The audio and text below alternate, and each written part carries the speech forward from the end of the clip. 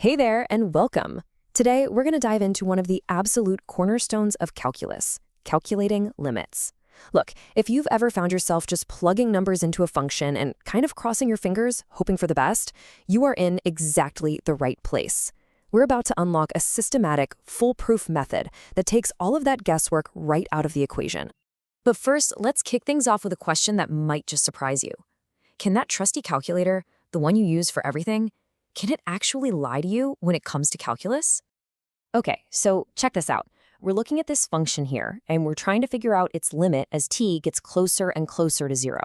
So what do? We do what seems obvious, right? We plug in smaller and smaller and smaller values for t. And at first, it looks like the answers are closing in on, I don't know, about 0.167.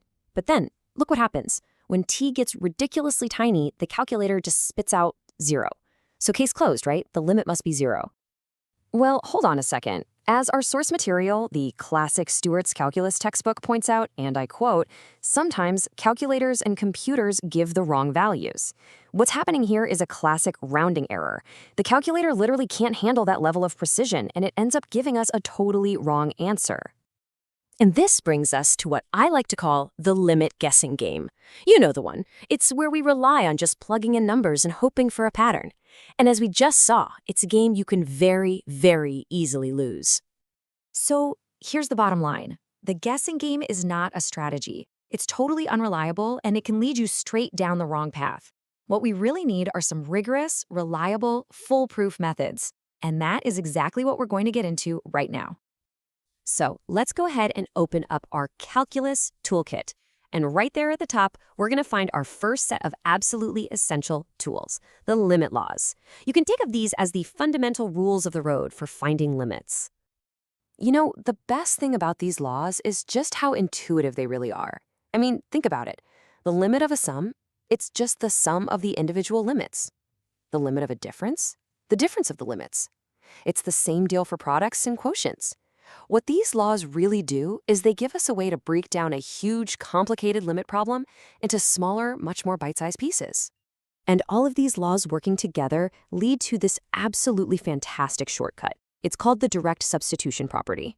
Basically, for a lot of the functions you see all the time, like polynomials, finding the limit is literally as simple as plugging the number a straight into the function, no guessing needed at all. So, enough theory, right?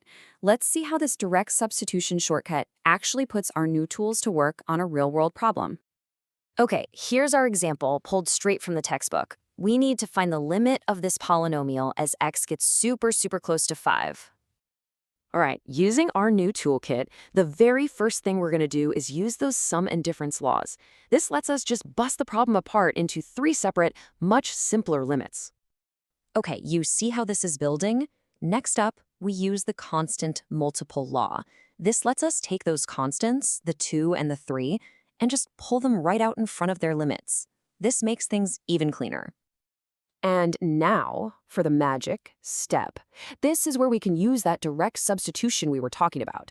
Because we're down to these simple pieces, we can just plug in 5 for x. The limit of x squared becomes 5 squared. The limit of x is just 5. And the limit of a constant, like 4, is, well, it's always just 4. And from here, it's simple arithmetic, which is a piece of cake. And there we have it, the final answer, 39. See that? No guessing, no calculators, just a clean, precise answer that we got by using the limit laws. Okay, that was nice and easy. But what happens when direct substitution doesn't work? You know, what do you do when you plug in the number and you get that dreaded indeterminate form of 0 divided by 0? Let's circle all the way back to that very first problem, the one that totally tricked our calculator. If we try to plug in t equals 0 here, what happens? Well, the top becomes the square root of 9 minus 3, which is 0. And the bottom becomes 0 squared, also 0. We get 0 over 0, and our amazing shortcut hits a brick wall. So we're kind of at a crossroads here. The calculator told us the answer was 0.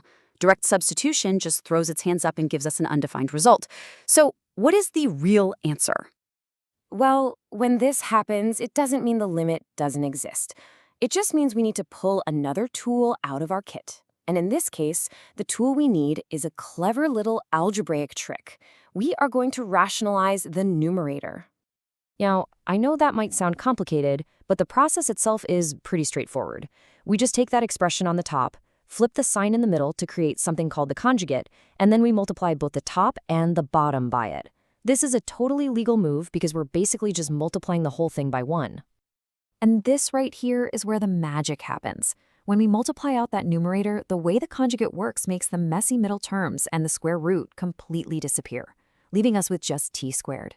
And what do you know? We have a t squared on the top and a t squared on the bottom, which means we can cancel them out. That cancellation is everything. It's what solves our whole 0 over 0 problem. After that little bit of algebraic gymnastics, we're left with this much simpler, much friendlier looking limit. So let's try our direct substitution again. If we plug in t equals 0 now, the denominator becomes the square root of 9 plus 3, which is 6. The denominator is no longer 0. We're in business. And there it is, the real answer. It was never 0, like the calculator guessed. It was 1/6 all along. And we found it not by guessing, but by applying a rigorous, foolproof algebraic method. So, what have we seen? We've seen that calculators are great, but they're not always right. The real power comes from understanding the methods behind the math. By using the limit laws for the straightforward stuff and algebraic tricks for the tricky ones, you can tackle these problems with total confidence. The big takeaway is that having the right tool for the job makes all the difference. So now that you have these tools in your kit, what limits are you going to go out and explore?